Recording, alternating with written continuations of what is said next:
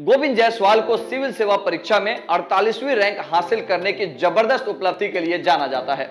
ऐसी सफलता के पीछे की कहानी वाकई प्रेरणादायक है। गोविंद रिक्शा चालक का बेटा है। अपनी आकांक्षा को प्राप्त करने के रास्ते में उन्हें बहुत कठिन समय का सामना करना पड़ा। उनके सामने आने वाली चुनौतियों में से एक थी पैसे की कमी। भीड़ भाड़ वाले विश्राम गृह में एक साथ रहना उनके लिए कभी आसान नहीं था। इसके अलावा पढ़ाई के लिए जगह जुटाना भी कठिन था। अपने सपनों को साकार करने की राह पर उनके पिता बीमार पड़ गए और फिर रिक्शा चलाने के में सक्षम नहीं रहे।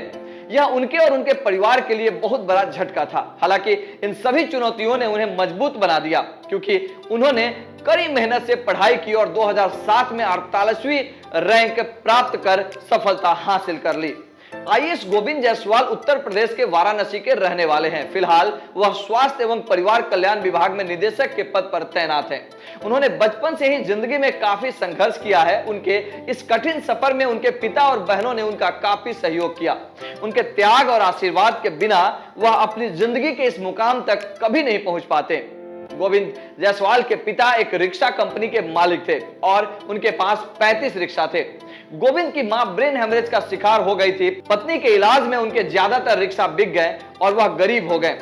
जब गोविंद 7वीं कक्षा में थे तभी उनकी मां की मौत हो गई थी।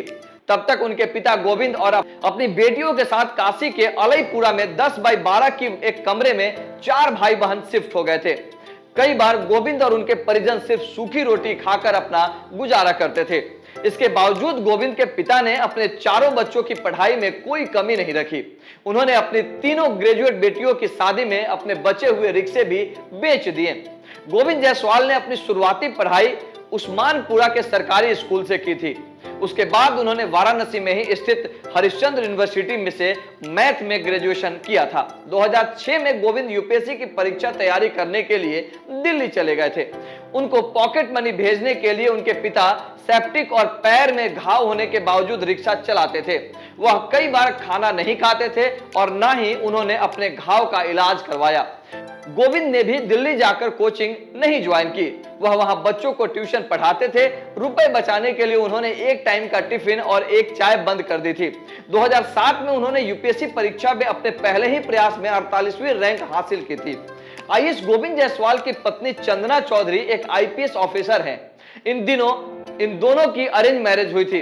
चंदना को गोविंद के पिता ने उनके लिए पसंद किया था। वहीं चंदना के घर से उनकी नानी गोविंद से मिलने आई थी। गोविंद की लाइफ स्टोरी पर बॉलीवुड फिल्म बन चुकी है। इसका नाम दिल्ली अब दूर नहीं रखा गया था। अगर आपको भी गोविंद जायसवाल की इस कहानी से प्रेरणा मिली है तो आप इस वीडियो को लाइक जरूर करें और आपको यह कहानी कैसी लगी आप हमें कमेंट करके जरूर बताएं। आप सभी का दिल से राकेश शांडिल की तरफ से इस आपकी स्टोरी.com प्लेटफॉर्म पे स्वागत है। आप सभी का दिल से बहुत बहुत धन्यवाद।